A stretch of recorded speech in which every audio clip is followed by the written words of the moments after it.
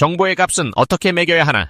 정보경제의 새벽이라는 수사가 회자되던 때 학자들은 품질이 낮은 정보일수록 더 높은 이윤을 남긴다는 역설을 제시했다. 이는 불확실성, 시각의 다양성, 정보 간 상호보완성 때문에 발생한다는 분석이었다. 오늘 우리는 같은 질문을 훨씬 더 거대한 데이터의 홍수, AI 모델, 플랫폼 독점이 교차하는 2025년의 맥락에서 다시 던진다. 정보의 값은 어떻게 매겨야 하는가? 이코노미스트는 2017년 세계에서 가장 귀중한 자원은 더 이상 석유가 아니라 데이터라고 규정했다. 이 문장은 이후 데이터의 희소성과 가치를 이야기할 때마다 거의 교과서처럼 인용된다. 하지만 석유와 데이터의 근본적 차이는 소진성과 비소진성이다. 석유는 태우면 사라지지만 데이터는 복제해도 줄어들지 않고 재조합될수록 새로운 가치를 만든다. 따라서 가격을 정하는 방식도 실물제와 같을 수 없다. 하버드와 MIT가 편집한 The Economics of Artificial Intelligence에서 할 베리어는 데이터의 특성을 비경합성, 무한복제성, 학습 효과로 요약한다. 특히 AI 모델은 데이터가 쌓일수록 성능이 좋아지기에 데이터 모델 피드백 루프가 발생한다. 이때 초기 한계 비용이 높고 이후 한계 비용이 제로에 가까워지는 정보제의 고전적 특징도 그대로 유지된다. 즉 수집, 정제, 라벨링이라는 고정비를 상쇄하고 나면 추가 복제 비용은 거의 없으므로 가치는 희소성이 아니라 활용 가능성과 모델을 통해 실현된 성과로 귀착된다. 맥킨지 글로벌 연구소는 The Age of Analytics 보고서에서 데이터를 활용한 조직과 그렇지 않은 조직의 투하자 본수익률 격차가 2배 이상이라고 측정했다. 이는 데이터가 단순한 비용 항목이 아니라 복합적 자본이며 정보의 가격은 잠재 생산성 향상분을 할인한 현재 가치로 계량될 수 있음을 시사한다. 다시 말해 정보의 가치는 내부 데이터 파이프라인, 분석 역량, 의사결정 조직 문화와 결합될 때 극대화된다. 그러나 가격 논의는 곧 윤리와 만난다. 쇼샤나 주보프는 감시 자본주의가 시민의 경험을 원재료로 일방적으로 수탈한 뒤 행동 예측 상품으로 재판매한다고 비판한다. 여기서 데이터의 교환 가치는 사용자 편익이나 시장 효율성보다 권력 불균형에 의해 좌우된다. 동일한 정보가 민주주의를 약화시키거나 강화시킬 수 있다면 가격은 단순 시장 메커니즘이 아니라 규제, 거버넌스, 사회적 신뢰 비용을 포함해야 한다. 실리콘밸리의 원로자론 라니어는 Who Owns the Future에서 우리가 데이터를 공짜로 넘길수록 디지털 빈부격차는 심화된다며 마이크로 페이먼트 기반의 데이터 로열티를 제안했다. 이는 정보 가격을 결정하는 주체를 플랫폼에서 개인으로 옮기려는 시도다. AI 시대에는 프롬프트 하나가 모델을 재훈련시키는 귀중한 신호가 될 수 있기에 사용자 참여 데이터의 가치가 전통적 설문보다 훨씬 높아졌다. 2019년 캘리포니아 주지사 개빈 뉴섬은 데이터 배당금을 공론화하며 시민이 제공한 데이터에서 나온 부를 시민과 나누어야 한다고 선언했다. 하지만 이 제안은 곧 데이터를 얼마로 평가할 것인가 라는 난관에 부딪혔다. 개인 데이터는 집합될 때 가치가 기하급수적으로 상승하기에 개별 데이터 단위만으로는 적정 가격을 책정하기 어렵다. 데이터 가치를 사회적으로 분배하기 위한 제도 설계가 요구된다. 국가 차원에서는 공공 데이터는 사회적 인프라라는 인식이 확산되고 있다. OECD는 개방성, 활용성, 재사용성을 기준으로 회원국을 평가하며 데이터 거버넌스가 GDP 성장 및 혁신 지표와 유의미한 상관을 갖는다고 보고한다. 즉 공공 영역에서 정보의 가격은 무료에 가까운 접근권과 사회 전체 편익 사이의 균형점에서 결정된다. 이제 저품질 정보 고수익의 역설을 AI 시대에 재해석해보자. 훈련 데이터가 불완전할수록 서로 다른 편향을 가진 다수 소스가 존재할수록 모델 앙상블의 성능은 오히려 높아지는 경우가 있다. 이는 상관성이 낮은 저품질 정보가 보완제로 작동할 때 가치가 상승한다는 옛 논지를 재확인해준다. 다만 오늘날 품질은 정확도뿐 아니라 라벨의 일관성, 법적 클린룸 여부, 개인정보 보호 수준 등 복합지표로 측정된다.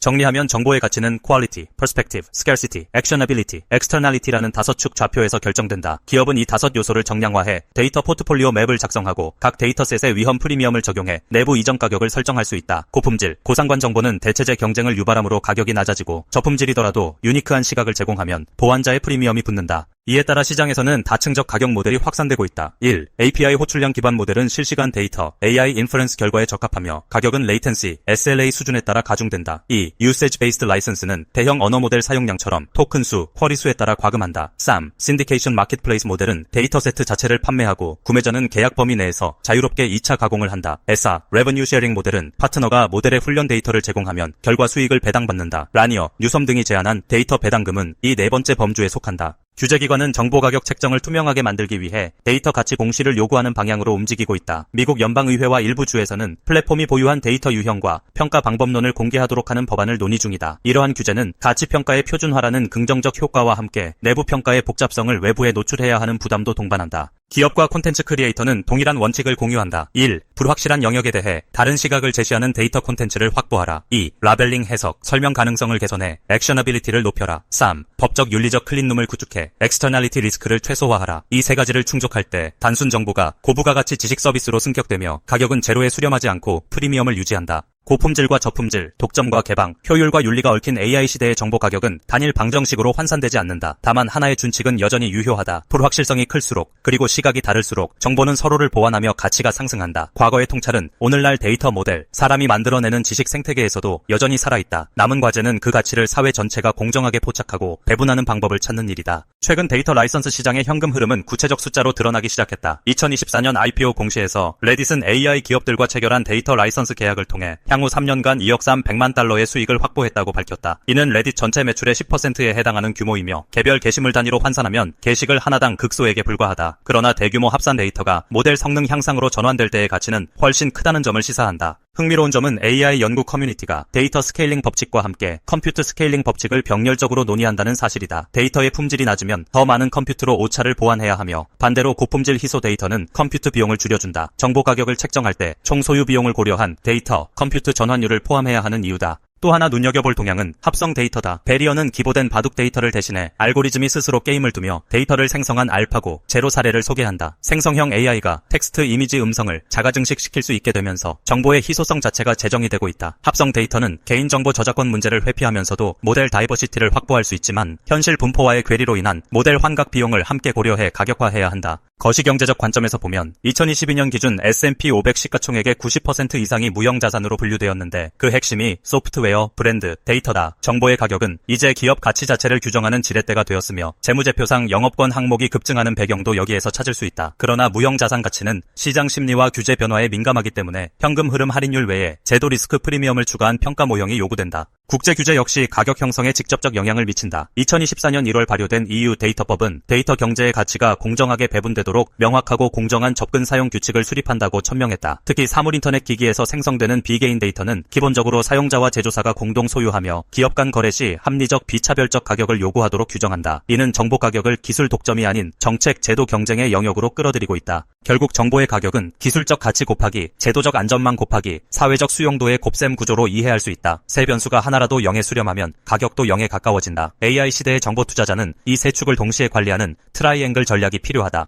내가 잘 알고 있어, 증후군. 정보화 시대의 사회 부적은 현대 사회는 정보의 홍수 속에 놓여 있다.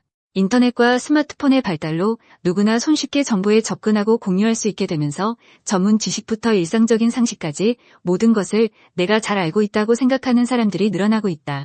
이러한 현상은 사회 곳곳에서 나타나며 심지어 전문가와 백전노장들의 경험과 지식마저 무시하는 경향으로 이어지고 있다. 정보화 시대는 지식의 민주화를 이루었지만 동시에 전문성의 가치를 훼손하고 있다. 정보의 접근성이 높아지면서 자신의 지식 수준을 과대평가하고 타인의 전문성을 인정하지 않는 경향이 심화되고 있다. 이는 사회적 갈등과 불신을 야기하고 합리적인 의사결정을 어렵게 만드는 요인이 되고 있다. 더 나아가 잘못된 정보나 반쪽짜리 지식을 맹신하여 발생하는 문제들은 일상생활뿐 아니라 정책 결정, 공공안전 등 다양한 영역에서 심각한 결과를 초래할 수 있다. 내가 잘 알고 있어 증후군은 개인적인 차원을 넘어 사회 전체에 부정적인 영향을 미친다. 전문가의 의견을 무시하고 자신의 주장만을 고집하는 것은 문제 해결을 어렵게 하고 사회적 비용을 증가시킨다. 또한 잘못된 정보가 무분별하게 확산되면서 사회적 혼란을 야기하고 집단 간 갈등을 심화시킬 수 있다. 예를 들어 백신에 대한 잘못된 정보가 퍼지면서 공중보건에 심각한 위험을 초래하거나 기후변화에 대한 과학적 증거를 무시하는 태도가 환경정책의 진전을 가로막는 사례들이 있다. 정보화 시대의 사회 부적응을 극복하기 위해서는 먼저 자신이 가진 지식의 한계를 인정하고 타인의 전문성을 존중하는 자세가 필요하다. 이는 단순한 겸손이 아니라 진정한 지식 습득의 첫걸음이 된다. 또한 정보의 홍수 속에서 옥석을 가리는 비판적인 사고 능력을 키우고 다양한 관점을 수용하는 열린 자세를 가져야 한다. 이는 정보의 출처를 검증하고 여러 관점을 비교하며 과학적 증거와 논리적 타당성에 근거한 결론을 도출하는 능력을 포함한다. 특히 사회적 영향력이 큰 사람일수록 자신의 지식 수준을 겸허하게 평가하고 전문가의 의견에 귀 기울이는 자세가 요구된다. 지도자, 미디어 인플루언서, 교육자 등은 대중에게 큰 영향을 미치기 때문에 더욱 신중하고 책임감 있는 태도가 필요하다. 이들은 정확하고 신뢰할 수 있는 정보를 전달하고 전문가와의 협력을 통해 문제 해결에 나서야 한다. 교육 시스템 역시 중요한 역할을 한다. 학생들에게 단순한 지식 전달이 아닌 비판적 사고와 정보 검증의 중요성을 가르쳐야 한다. 이를 통해 학생들은 자신의 한계를 인식하고 타인의 의견을 존중하며 합리적인 결정을 내리는 능력을 키울 수 있다.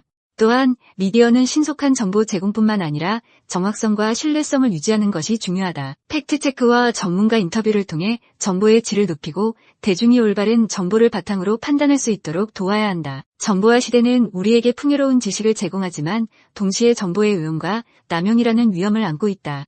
정보화 시대의 성숙한 시민 의식은 정보의 가치를 제대로 평가하고 활용할 수 있는 능력에서 시작된다.